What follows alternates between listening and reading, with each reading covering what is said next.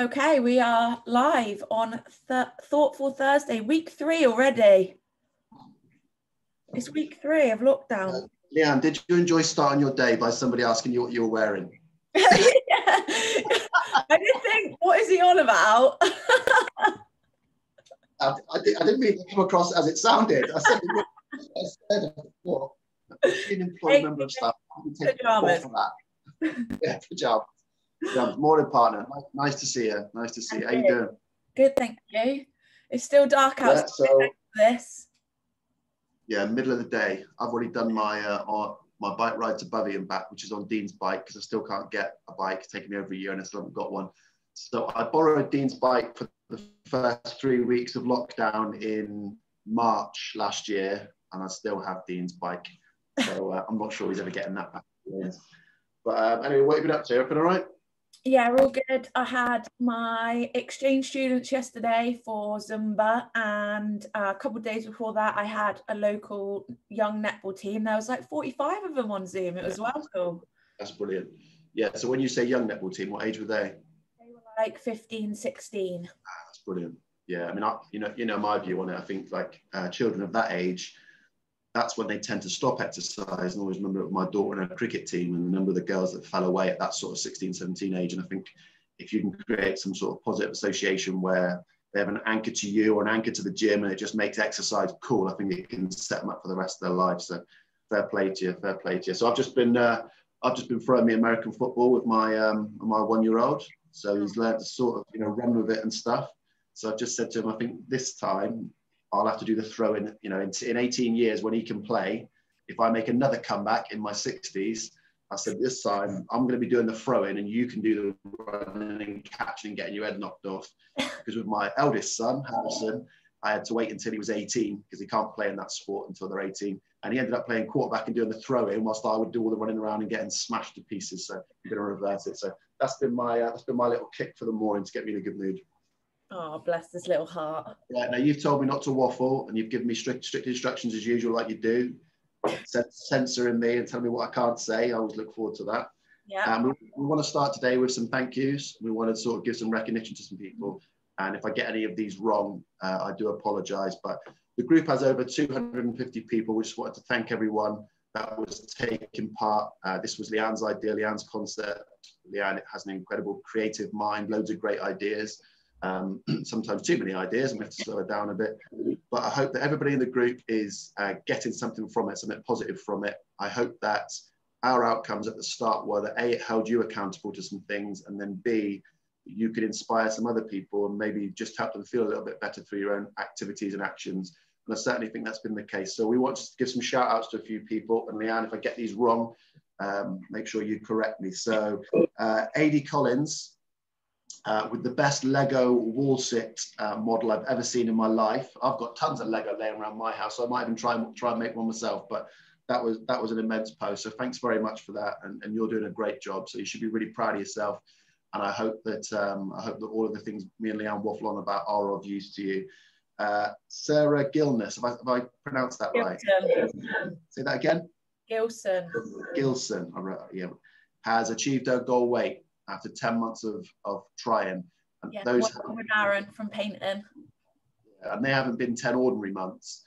So it may sound like, okay, someone's just achieved their goal weight. Well, the last 10 months, we've pretty much a year now. It's been pretty chaotic. So for somebody to set a goal and achieve it, big up, massive big up, big respect, as I would say. So fair play to her. Abby Lies has lost 3 pounds this week, yeah? Yeah. Big respect. It is mega easy this time of year to sit in your house eating Maltesers, chocolate oranges, trays of cakes and wagon wheels, which ain't doing anybody any good. But fair play to you for setting a goal and sticking to it. Big up, mad respect. Michaela Board and her lovely 2 girls. Yes. That's what we like to see. And anybody that's a parent, like I am, knows that when you get your children involved with things, it always feels 10 times better. So fair play. That they're great. We love seeing those posts. I think one of the things I would say is that people probably don't realise that when Leanne and I do or mainly Leanne does these sorts of things, when people get involved and we sort of get some satisfaction from it, it makes it feel a million times worth it. I know a lot of people would say, okay, well, the gyms are closed, what are you actually doing? Well, we always set the goal and say, look, what can we do for the members? What can we do for people? So when you go to the trouble of making these posts and building Lego models, it actually gives me and Leanne a real buzz. And, you know, on the days when maybe Leanne's feeling a bit gloomy, she logs in and sees something positive like that. And, you know, it's great. So we wanted to thank people for all of that. Have I missed anybody out? Rachel Sherwood has given up smoking, yeah? Yeah. Massive big up, mad respect. I'm not sure, which gym does Rachel train in? Torquay, right. So when you see me in the morning, they're sweating. Come over and introduce yourself to me and say, I'm Rachel, and I'm the one that gave up smoking. Smoking is one of my pet hates. I absolutely hate smoking. I've never smoked in my life, never will. And I'm so proud of you for giving it up through what most people would say would be a stressful time. You've just shown that there's no such thing, that you're in control of your actions. That if you want to achieve something, you just get it done. So fair play, big up, mad respect. Yeah? Yes. Cool? Yes, I have to say as well, everyone in the group has been doing so well. This weekend in particular, we had our weekend warrior challenge was to share all their healthy recipes and meals and stuff. And Gordon Ramsay, look out, because there was some nice food in the group. So thank you so much for that. And I also have to shout out Aaron Clark, because that man is on every single live workout Winners 2000 does, morning, noon and night. So thank you so much, Aaron, for supporting all of us when we're live in our living rooms. Yeah. Do you think people realise that? So like when we do these things, it gives us a buzz when they take part, and that if it, you know what I mean? If people do it. Maybe not. I don't think that maybe people are aware that, you know, during this time, I, for one, third lockdown in, am really struggling without the gym and without the community and the social vibe and seeing all the members and teaching classes. So for me to have that connection, even though it is via online, is really the thing that is keeping me going. So when I see all this stuff online and I see people joining my Zooms and people commenting when I'm doing the live in my living room at 6:30 on a Monday morning, like, it gives me that purpose that I would normally have if the gym was open. So it is really important. Do you do that in your pajamas at 6:31? No, I get changed for them. Right, yeah. You don't get dressed for these, but you just get dressed for that. Yeah. Yeah, I mean, without projecting ahead too far, one of the Thoughtful Thursdays that we'll do when we know when we're reopening will be about moving forward and setting goals for when you can get back to the gym. Because I think people should start now to think about, look, you know, there's light at the end of the tunnel, I think was the phrase they used yesterday. And finally, these lockdowns will be over, thank God, and we can get back to, you know, to the gym and getting everything done. So, okay, I'm waffling. Should we get on with it? Yeah, go on. Cool. Thoughtful Thursday number 3. So in week 1, my suggestion was that you used a gratitude list and a goals list, and that was to help to try and dictate your state and to help you feel a little bit better. In week 2, we progressed it into sort of more 3 or 4 dimensional personal management strategies, and we talked about productivity pyramids. And the aim of a productivity pyramid was to recognize some values that you were going to live by, the roles that you had, or the hats that you wear. It's a tough week for Patriots fans with the Bucks in the Super Bowl, but I'm just keeping my colours on. The hats that you wear, and then the goals that you assign to each of those roles. And the idea is, as you progress through personal management, you start to brainstorm and create actions for each of those goals and get them into some sort of planning system, like a planner or a diary, so that when you get to your desk, when you start your day, you know exactly what you're going to do. All of those activities are designed to have you in a more positive state of mind, a more proactive state of mind, and they're very, very simple. Today's activity for week number 3 is actually about establishing what I call a morning routine. So I was going to make this morning and nighttime routine, but Leanne always tells me, keep it simple and don't babble on too much. So we're going to stick with the morning routine. Morning routines have become a bit of a buzz in the social media world and on YouTube, and everyone's talking about, you know, what they do. So I thought what I'd do is just outline why I think a morning routine is important, a little bit about my morning routines, and then I want the exercise to be people to set up their own. So I want you to write your own morning routine, and then I want you to execute on it for 7 days, okay? Maybe next week we might even shift into kind of nighttime routines, because there is a bit of a connection. Obviously, if you're up till 3 in the morning watching Die Hard 3 for the 400th time, you might not be getting up at 6 o'clock to do your cardio or to go for a walk or to do your cooking or whatever it is, okay, cool? So a morning routine is essentially some small goals, some small rules that you live by.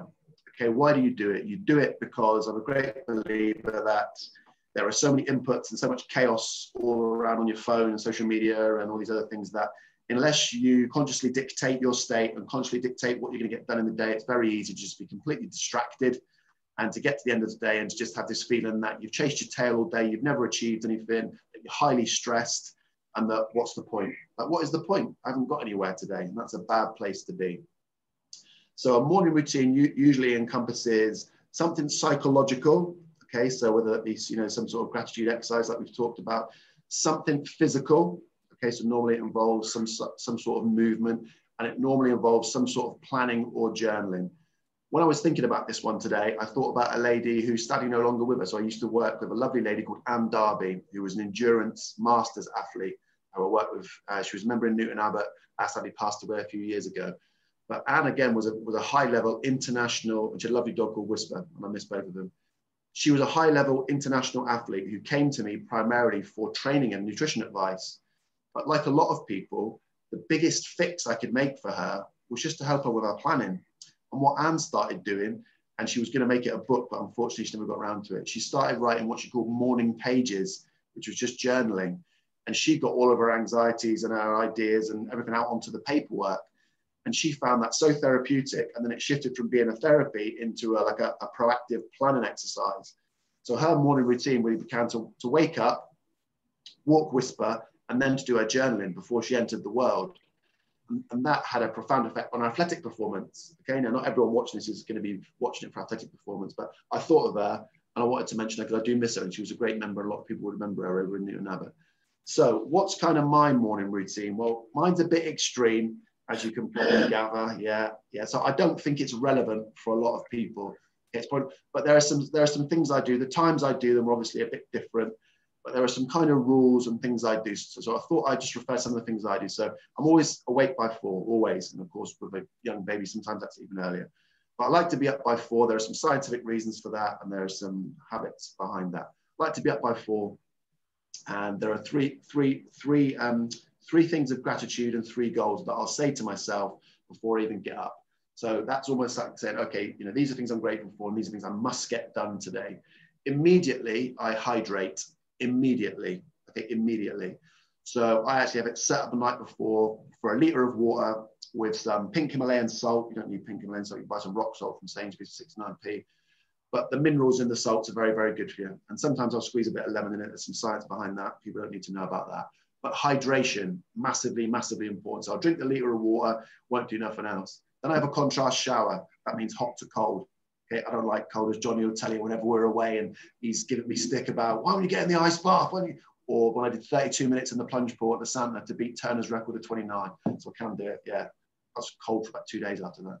So a contrast shower is where you have, say, 60 to 90 seconds hot, 60 to 90 seconds cold. There is a lot of science behind contrast showers in terms of the nervous system, in terms of reducing cortisol and adrenaline. So for people that don't feel too good in the morning, contrast showers are great. Then I always move, whether that be if the baby's up a long walk, whether it be riding Dean's bike, or if the gym's open, people will always see me in the gym at 5 o'clock or past 5, doing my flow and my movement and whatever. At that point, then I'll enter the world. So what I mean by that is when I've already planned my weeks from the weekend, and I've already done my planning the night before. So it's all ready to go when I get here. I know what I'm doing.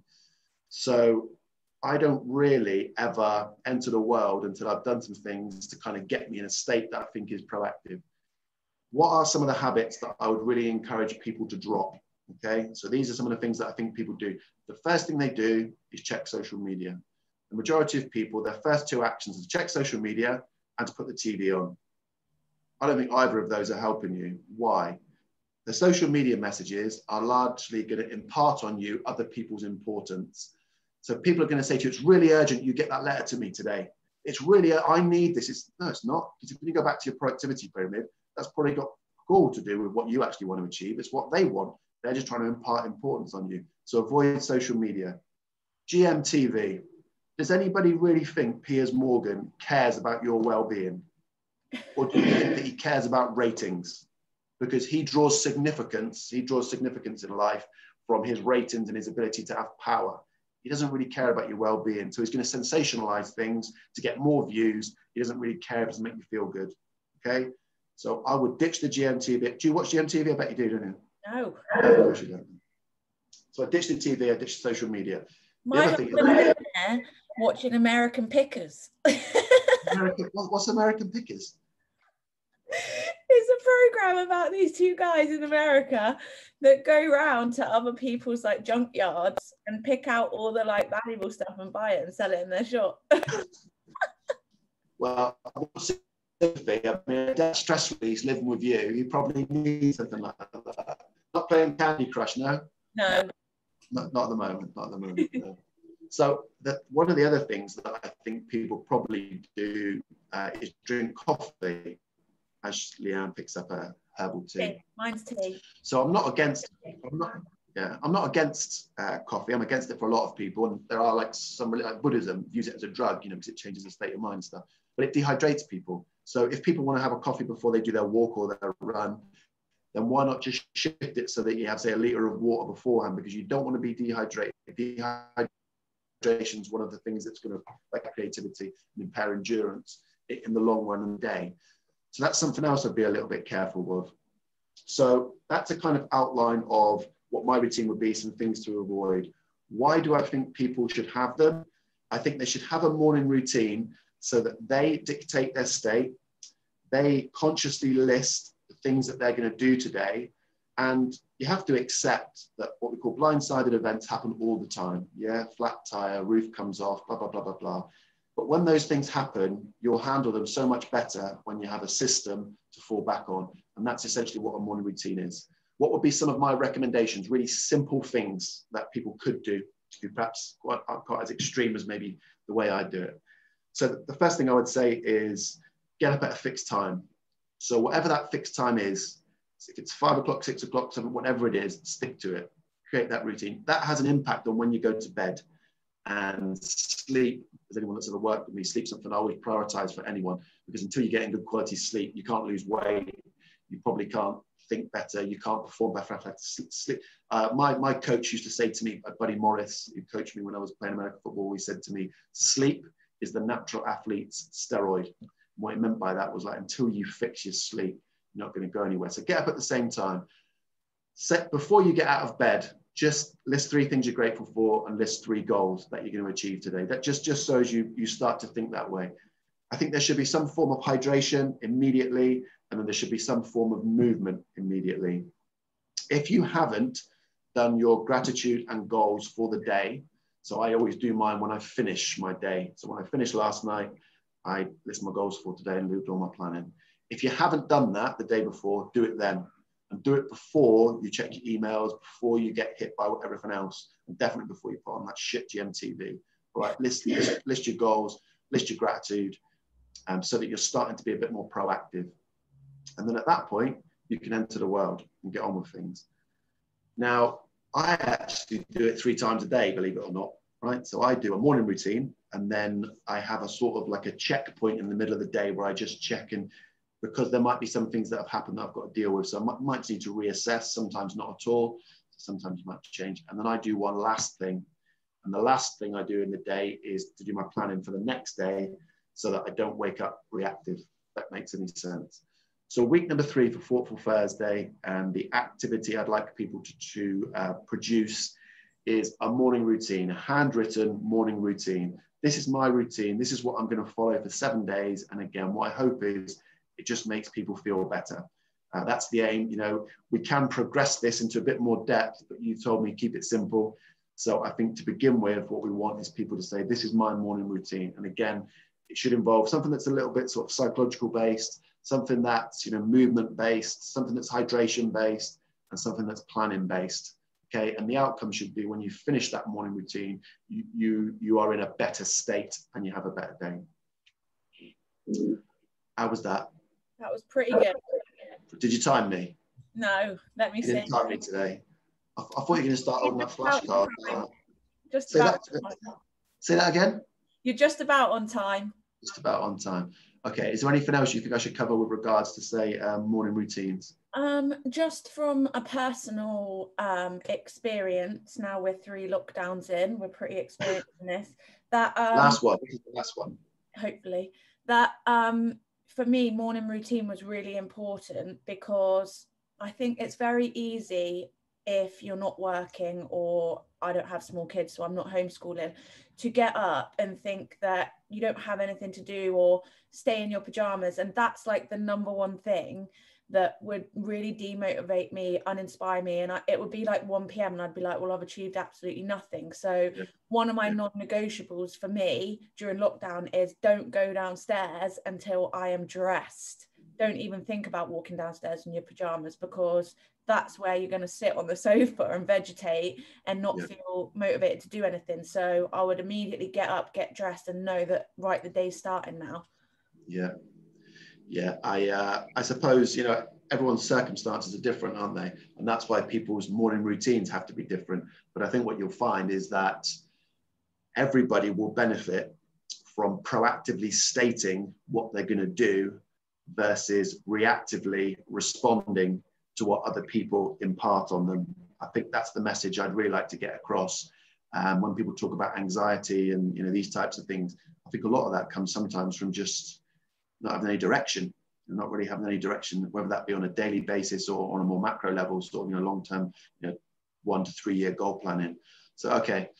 So there's week number 3. So let's hope that these 250 people that we're mega proud of, the Sarah Gill, what's she called, Gill? Gilson, Sarah Gilson, big up. Amy Collins, big up. Rachel Sherwood, big up. Michaela Board, big up. Abby Lyons, big up. And who was the guy? Aaron Clark. Aaron, big up. Big up. Let's you know, just want to say thank you to all of you for taking part in the group, and let's do even more this week. Cool. Right, so what's your agenda today then? My agenda today, I've got a Zoom class tonight, and I need to catch up with some of my 8-week challenge girls today. So yeah, I knew you'd be busy. Yeah, at some point I have to actually tidy up my office, and I now have 2 trees growing into my office. I've got some damp, so at some point I've got to try and get Clive round before this thing falls apart. You know what I mean? Yeah, don't talk to me about damp. We're having our roof redone because of damp. Oh yeah. How's your beach in your back garden anyway? All right. It's a swamp. It's a swamp, is it? Yeah. Listen, so I actually found a new exercise yesterday. So down at my park in Kerswell, there's a zip wire, not a slide. There's a zip wire. So the boy likes the zip wire, but of course I have to hold him on it. So what we have to do is take it to the end, where it's low enough that I can sort of get on without giving myself a minor operation, get on, and then we have to do a reverse prowler. So we actually have to do a reverse prowler to get it all the way to the back, and then it comes down. So when it's really boggy, like down there, it is an incredible quad exercise. So what I've started doing is, okay, let's do 10 reps as fast as I can. So it's like a reverse prowler sprint. He loves it. He just stands there. But I think the rest of the people look at me like, what is that lunatic doing? Training day, daddy daycare. Yeah, but we have good fun of it. So it's really wet. So I think there'd be like a swamp down my park today, but so what? It's only a bit of mud. Right, cool. It's nice to see you. Are you missing me? Yeah. You can't wait, can you? Can't wait till we're open and start bullying you again. Do you know what I mean? Yeah. You can't wait. You can't wait. Right, dude. You have a nice day. Enjoy that sound, all right? See you later. See you later.